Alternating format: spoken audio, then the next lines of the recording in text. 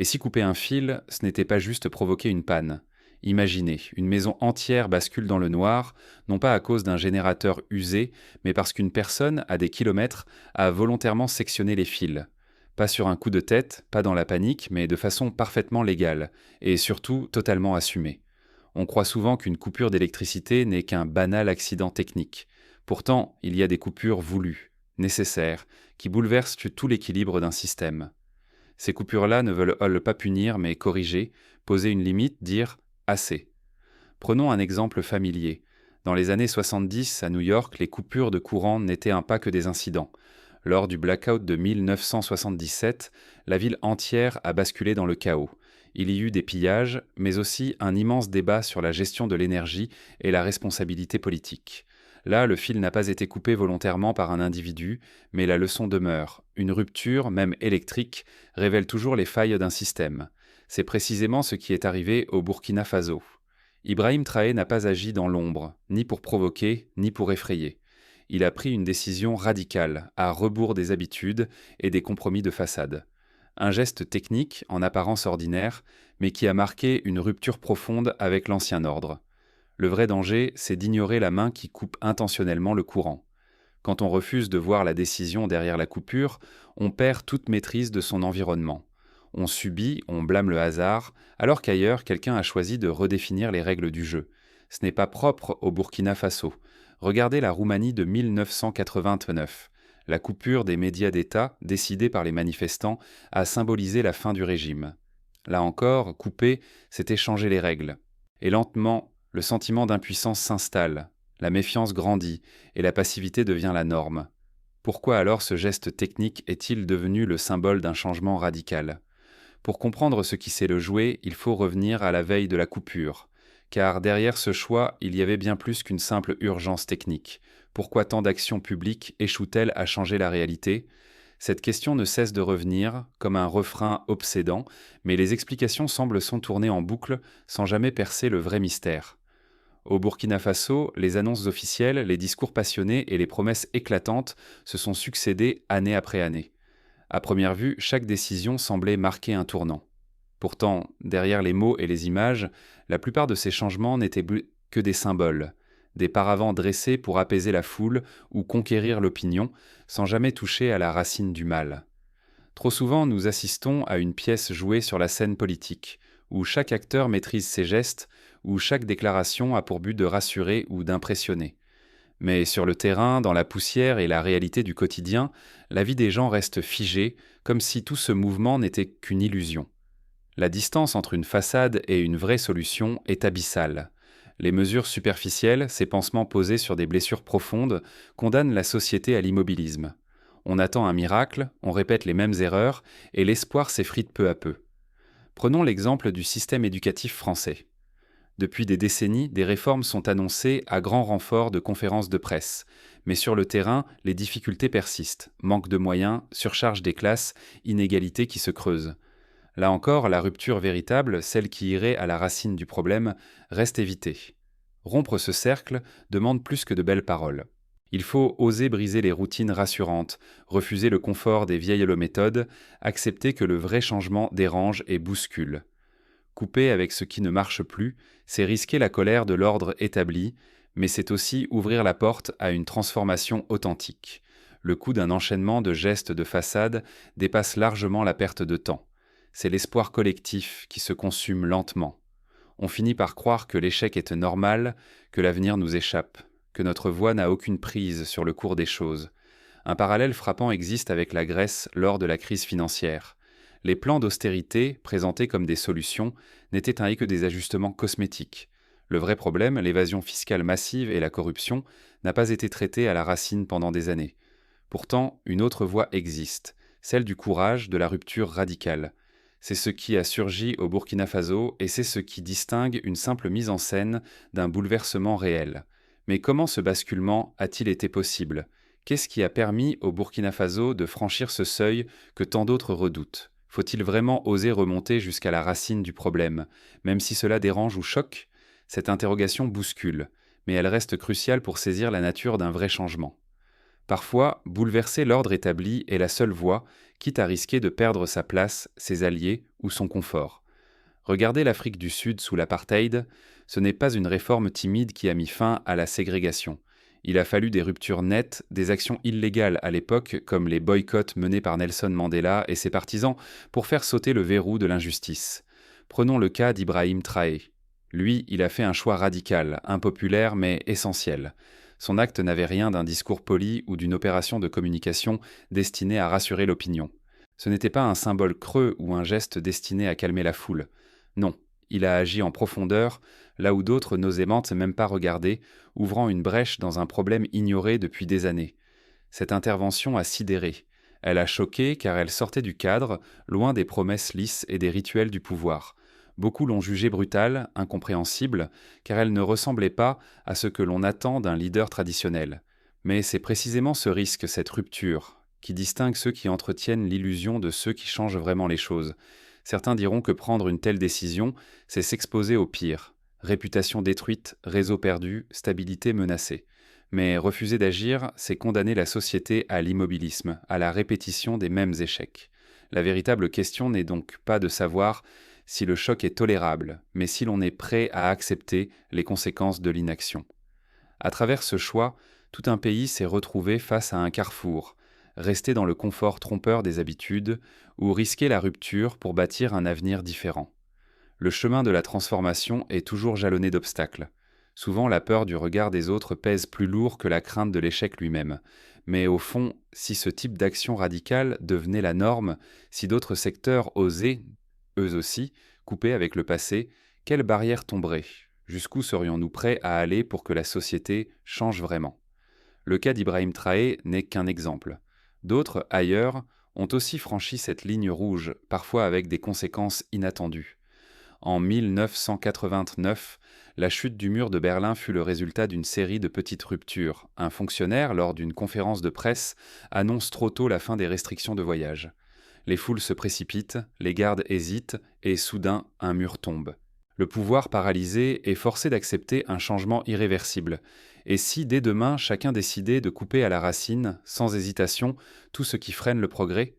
Imaginez un monde où l'on ne se perd plus en discours ou en compromis stériles, mais où chaque décision radicale transforme réellement le quotidien.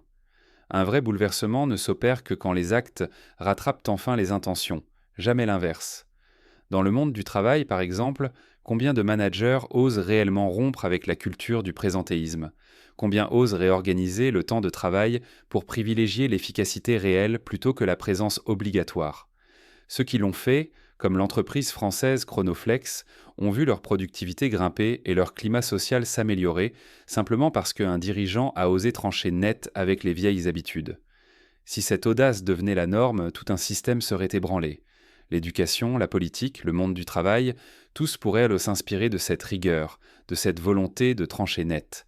Ce souffle nouveau briserait les routines, réveillerait des dynamiques oubliées, libérerait des forces collectives longtemps muselées. Mais choisir la rupture n'est pas sans péril. Cela expose à la peur, à l'instabilité, parfois même à l'anarchie. Pourtant, l'autre risque, celui de rester prisonnier de demi-mesures inefficaces, est tout aussi menaçant. L'enjeu majeur, la société osera-t-elle rebâtir sur des fondations plus saines ou s'accrochera-t-elle à ses vieilles certitudes au risque de s'effondrer? La peur du changement est redoutable, mais elle peut aussi devenir l'étincelle d'un renouveau. Lorsque la radicalité cesse d'être tabou et devient moteur, tout redevient possible. Pour notre sécurité, notre avenir, notre pouvoir d'influence au sein d'une société qui redoute encore les fractures nettes. Mais comment savoir si cette radicalité peut vraiment porter ses fruits, ou si elle va tout emporter sur son passage? Le Burkina Faso offre un exemple concret, une réponse inattendue. Comment sortir de l'impuissance et reprendre la maîtrise de sa vie ou de sa communauté? Voilà la question cruciale. Car si le Burkina Faso a su rompre avec des décennies de fatalisme, pourquoi pas nous, ici et maintenant? Première étape, apprendre à démasquer les fausses de solutions. Trop souvent, nous acceptons des palliatifs qui ne règlent rien. Un changement de façade, une réforme symbolique, un débat de plus. Autant de gestes qui rassurent un instant, mais ne font que préserver l'ordre établi. Repérez ces pièges, refusez-les. Demandez-vous, cette action va-t-elle vraiment transformer la situation ou seulement donner l'illusion du mouvement? Prenons l'exemple de l'Italie et de la mafia. Pendant des années, les autorités se sont contentées d'arrestations spectaculaires, mais la structure profonde restait intacte. Ce n'est qu'en coupant la source financière, en s'attaquant au circuit de blanchiment, que la donne a commencé à changer. Deuxième clé, oser remettre en cause ce que tout le monde considère comme intouchable. Les routines, les traditions, les petits arrangements qui maintiennent chacun à sa place. Ce sont ces automatismes, souvent invisibles, qui perpétuent l'impuissance collective. Même si cela dérange, même si certains crient au scandale, il faut avoir le courage de nommer ce qui bloque, quitte à heurter les gardiens du statu quo. C'est le prix d'une vraie rupture. Un exemple concret. En Islande, après la crise financière de 2008, les citoyens ont exigé la réécriture de la Constitution. Ils l'ont fait en ligne, par consultation publique, refusant le retour à la normale. Résultat, une société plus transparente, plus résiliente. Ensuite, il faut passer à l'action, mais pas n'importe comment. Il s'agit d'oser des gestes décisifs, concrets, visibles. Pas seulement des mots. Cela peut être une prise de position publique, un projet lancé sans attendre l'unanimité, un engagement assumé. C'est ainsi que l'on reprend le contrôle de sa trajectoire, individuellement ou collectivement. Par exemple, dans le monde associatif, certaines ONG ont refusé tout financement d'origine douteuse, quitte à perdre des ressources. Mais ce choix radical leur a permis de retrouver leur indépendance et leur crédibilité et d'initier de vraies transformations sur le terrain. Rappelez-vous, ne pas agir, c'est accepter de rester prisonnier d'un système qui ne vous convient pas.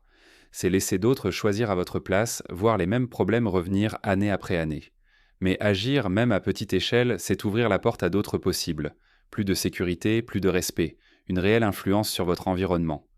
Personne ne vous offrira ce pouvoir, il faut le conquérir. Alors que faire concrètement aujourd'hui ? Il ne s'agit pas de copier le Burkina Faso, mais d'appliquer cet esprit de rupture là où il s'impose dans votre vie. La peur du changement ne doit pas peser plus lourd que le prix certain de l'inaction. Identifiez une habitude à bousculer, une illusion à dénoncer, un geste à oser. Le choix vous appartient, le courage aussi. Mais concrètement, comment amorcer ce basculement ? Quels leviers activer pour transformer l'essai dans votre propre contexte ? Premièrement, faites le tour de vos habitudes, personnelles ou collectives. Quelles sont celles qui semblent immuables, mais qui, en réalité, freinent tout progrès ? Listez-les. Ensuite, choisissez-en une, même modeste, et engagez-vous à la remettre en cause. Par exemple, si vous êtes chef d'équipe, pourriez-vous abolir une réunion inutile et remplacer ce temps par du travail autonome ? Deuxièmement, construisez une alliance, même réduite, pour soutenir ce changement. L'histoire montre que toute rupture commence souvent par un petit groupe déterminé, comme les syndicalistes polonais de Solidarnosc, qui ont fini par ébranler tout le bloc communiste. Troisièmement, préparez-vous à l'inconfort. Le changement réel dérange. Il attire critiques, résistance, parfois même l'hostilité. Mais c'est le prix de l'autonomie retrouvée. Tenez bon, ajustez votre trajectoire, mais ne cédez pas sur l'essentiel. Et vous, oseriez-vous vraiment couper le courant à la source ? Êtes-vous prêt à remettre en question tout ce qui paraît inébranlable autour de vous, ou cherchez-vous la sécurité confortable des gestes symboliques, sans risque et sans conséquence ? Cette interrogation est loin d'être abstraite. Elle touche à votre pouvoir de transformer votre vie, et même celle de ceux qui comptent sur vous. Regardez ce qui s'est joué au Burkina Faso. Là-bas, ce n'était ni une mise en scène, ni une agitation factice, ni l'un de ces discours que l'on répète en boucle pour rassurer. C'était un geste radical, une décision prise au nom du courage, malgré l'inconfort, malgré le bouleversement, malgré le regard incrédule du reste du monde. Souvent, nous nous contentons de coller des pansements, une signature, une publication révoltée, une remarque bien placée en réunion. Mais tout cela ne fait qu'alimenter la comédie ambiante. Le vrai changement, lui, exige une rupture nette, couper la source, oser briser le cercle, même si cela dérange tous les codes établis. Posez-vous la question. Jusqu'où accepterez-vous d'aller pour mettre fin à la mascarade ? Serez-vous celui ou celle qui réduit le vacarme, qui éteint l'illusion, qui agit vraiment ? Car chaque fois que vous choisissez le confort de l'apparence, vous abandonnez à d'autres le pouvoir de décider pour vous, et vous mettez en jeu votre influence, votre réputation, et parfois même l'avenir de votre communauté. Rappelez-vous le Chili de 1973. Le refus des compromis a débouché sur le pire, mais aussi dans la durée, sur la renaissance d'une démocratie vivante. Le prix de la rupture est lourd, mais celui de l'immobilisme peut l'être plus encore. Aucun progrès réel n'est advenu sans une rupture franche avec les habitudes mortes. Ceux qui osent, agissent en profondeur, marquent leur époque, ouvrent des chemins. Les autres, spectateurs passifs, voient leur voix se dissoudre lentement dans le bruit du monde. Le choix vous appartient. Alors, la prochaine fois que la facilité vous tentera, souvenez-vous, tout commence là où le spectacle s'arrête. Osez couper, osez transformer, c'est là que tout change.